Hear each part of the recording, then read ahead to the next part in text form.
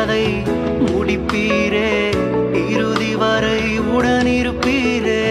துவங்கியதை முடிப்பீரே, இறுதி வரை உடனிருப்பீரே. தடைகள் வந்தாலும் உம் தரிசனம் நிற்குமே, தாமதமானாலும் அது நன்மையாய் முடியுமே. நீர் நல்லவரே, சர்வ